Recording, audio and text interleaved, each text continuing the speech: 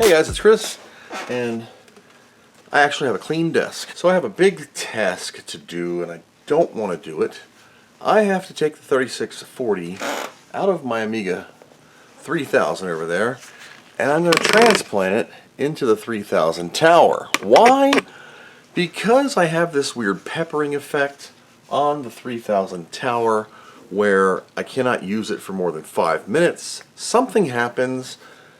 Pixels randomly show on the screen, disk drives get read errors, write errors randomly, and then it shuts down into a blinking power light of death.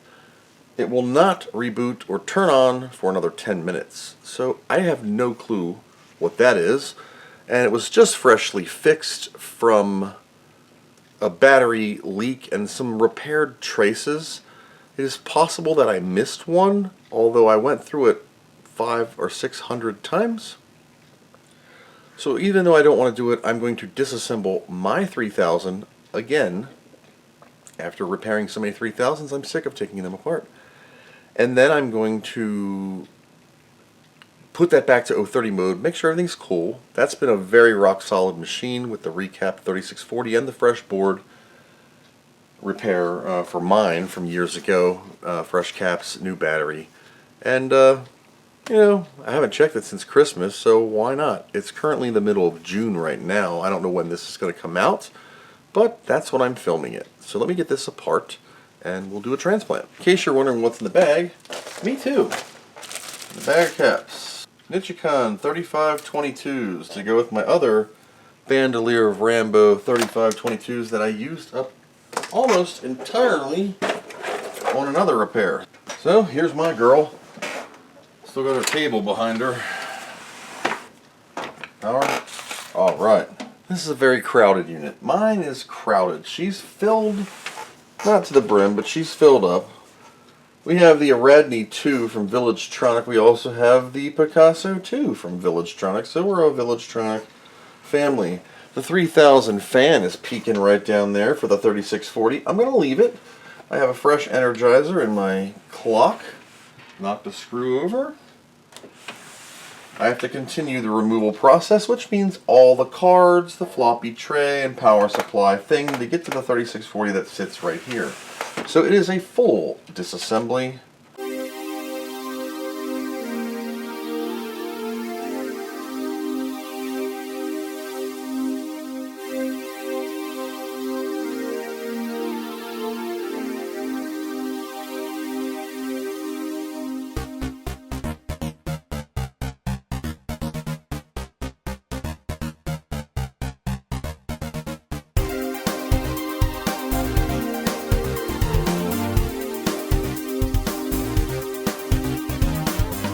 Here's my 3640. She's a 3.1.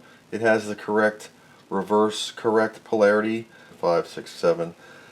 The cap is a negative on the positive mark. That's because the silk screening is wrong. Just for those 3 caps, the others are fine. Okay, so with that big mess out of the way, I need to make sure that this is still functional. On VGA, we're going to press the button. I didn't do a jumper correctly. See? That's what happens when you don't do a jumper correctly. So, I have to take all that back apart because I did it all by hand. I missed one. I forgot which one it was. I forgot to turn FPU on. I had FPU off. I could just test this with a power supply and turn it on to make sure the ROM's working, but I'm pretty confident in not having to do this for a third time. Click, I just heard the circuit breakers kick in. Okay, I have to change this resolution because it is in a crazy one. F10 to quit. I can't hit F10, but I will just pull the power. Listen how fast that is. Let me get this back together and we'll get the tower up here. Okay, so I had to rearrange the camera a little bit because we're a little large here. You know what this thing is, what it looks like. I'm going to start removing it because I got to get deep inside. It's a lot of work to take these things apart. Is this zoomed back all the way? Camera back all the way. The Geiger counter noise you may or may not be hearing is my solar inverter thinking about turning its fan on. And I have to get right here. The CPU socket is right here. It's kind of like here to here. So this has to come out. Okay, so here we go. Here's the CD tray out, or CD tray, hard drive tray out. This is our mofo right here, but to do it I have to set some jumpers. So I got the system configuration jumpers. It labels out in great detail every single jumper and what the hell it does, including the ones that I didn't even know what they were. So this will sit right on here like this. And the pegs almost even line up. Alright, that is in. If this works, we'll get a ROM screen. Low, high, ROM screen. Sysinfo disk that crashes. I need a keyboard. Let's wait for the ROM screen. ROM screen. I'm going to let it run like this for just a minute. Sorry. So this is Amiga test kit. 68040. That's great. Let's see if I can find that sysinfo disk.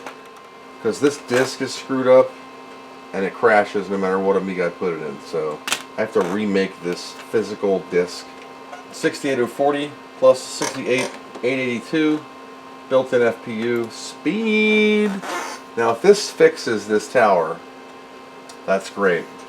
Oh, I don't even have to give the tug. I am 4.02 times faster than the 68030 Amiga 3000 desktop.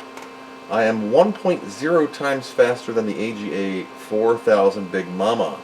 I am Motorola at 25.6 because of the 2 meg Agnes and the fast RAM of 16 meg zip. It's 32-bit on the old Amiga 3000T, unlike the 24-bit chip RAM we see here, which is whatever drives. We have nothing. Good. Boards, nothing. Sorry. Tiredness, check. Awesome. With that, turning this off. Fanage. The fan is here in the front, and it doesn't really blow upward. And these gals get hotter than anything. Weird. This is weird. I'm sorry. This is gonna feel weird. Like I gotta like that, and then I gotta tuck this back. It's a unique operation. This is a shorter cable because the other one is a little long. It's like, yeah, it's that freaking big, and it needs to go from here to here. But I guess if you're running all these SCSI buses and devices and things, we are running Workbench 2, power on, and then hit it, low, high, beep is good, white screen. Hard drive bipped. Not a valid disk in, oops, in DH0. Not a DOS disk. Because I don't have, oh, see, look, there we go. System has a checksum error. No, it doesn't. Set patch failed. No, no, no, no, no, not that thing. See, kids, that's why you don't put all your screws in. Their system, oh, it's valid, it needs to be validated. Alright, so I don't have any libraries for an 040 on here, but it's still booted for some reason. I do not have any libraries for an 040, and that's why it's freaking out. Copy them all. Oh, come on! So in here we have Disk Doctor. Booting DF2, and it's still going to yell about DH0 as soon as it initializes it. It's trying to figure it out. Okay, that's great. Disk Doctor examines system. We're going to look and see if this hard drive light starts doing something. I do not have a ROM here. Insert disk to be examined into DH0 and press enter. There we go. Hard drive is being examined. Dave Haney wrote this program. Examining all blocks. Step 1 of 11. 0 point. Oh my god. I'm going to drink beer and blip back to when this is done. This doctor's doing something. It is currently 5:02 and it's doing like, I don't know what the hell it's doing. It's doing the key references for all the files on here. I don't know what this doctor does except destroy drives in the past. I don't really give two hoots about it, but I never use it. I use Amibac tools. It's 10 times as fast, but we'll give this a go. Okay, that says it's done. So Disk Doctor lives up to its name and totally obliterates my hard drive. You gotta be kidding me. I'm gonna take a few moments and swap out to the 3.1 ROMs. 3.1, not 3.14, because I'm gonna put 3.9 on here. I don't know if I'm burning a custom 3.9 kickstart yet, but for now, I'm just gonna put 3.1 in here, Workbench 3.1, and just do it. Alright. Running mods, Directory Opus. I've had it running for an hour. It is now 6 o'clock at night. So I put Workbench 3.1 ROMs in. I was going to build 3.9. I ran Disk Doctor again. It repaired the hard drive. It's booting super fast. The reset bus is working. I think the 040 fixed whatever the FPU problem was internally. Bingo. It's up. And I'm going to have to do something for cooling, because even though I have some air foils here for the 040, she's still pumping out some heat. It's 109, so I need some kind of air movement. So anyway, the 040 has been running fine for over an hour. So I've just been using Directory Opus on a basic install of this thing to kind of get it rolling. And it's been quite fine. So I'm sorry, I have like 8 things going on. So I'm going to go celebrate with a poultry product. And then we'll put this all back together and we'll give it one more slap. I'm going to get a network card for it. 10:30. This thing's still running. I put it all back together, cleaned it up, wiped the floppy down. My disks are reading fine. I did break my floppy button, so she's a little loose, and I have to print another one, but it's working. AIDB. The 040's in here. She's running really good. Put on the 040 math. Tested against 4040 math. Only do 040, but whatever. When else do beach ball? She just draws nice. I think it's like 8 seconds. 4.03. Here she is. Here's the 4000. So we're 1-to-1 on the 4000. And 388, 392. So really close on the 4000. 040, 040, 040. 25 megahertz. All good.